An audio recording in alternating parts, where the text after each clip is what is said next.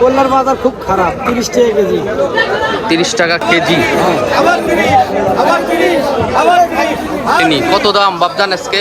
400, 450, উপর 500 যাচ্ছে। কত দাম বলিস ভাই? 800 ভাই, 800। 800। আসসালামু আলাইকুম দর্শক, আমি এখন অবস্থান করছি উত্তরবঙ্গের বিখ্যাত এবং ঐতিহ্যবাহী একটি সবজি বাজারে।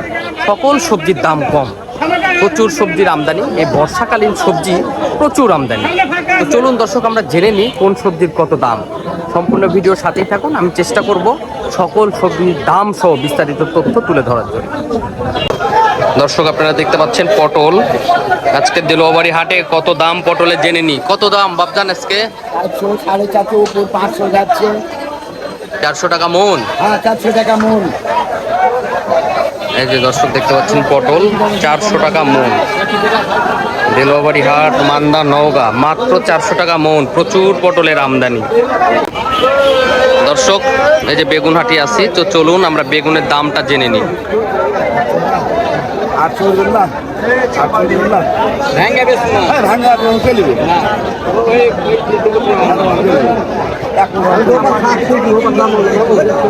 কত দাম বলিস ভাই? 800 ভাই, 800। 800।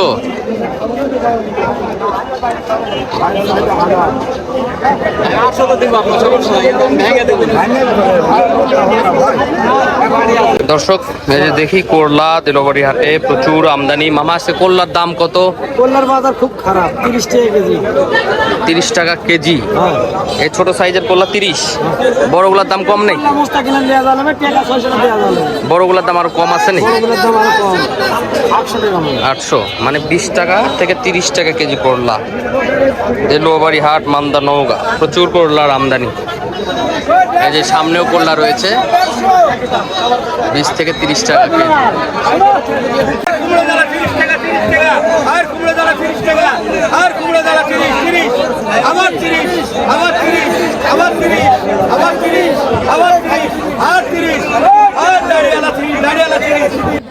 দেশি শশা দাম বেশি, 1700, 1800, 1900 টাকা পর্যন্ত মন।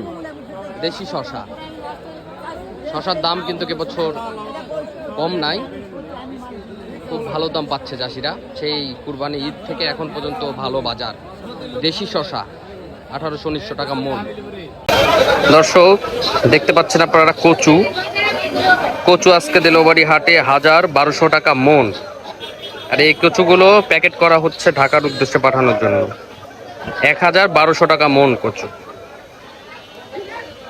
দেলোয়াবাড়ি হাটের চিত্র দেখুন, প্রচুর কেনা বেচা। উত্তরবঙ্গের সবচেয়ে বিখ্যাত ঐতিহ্যবাহী হাট দেলোয়াবাড়ি হাট।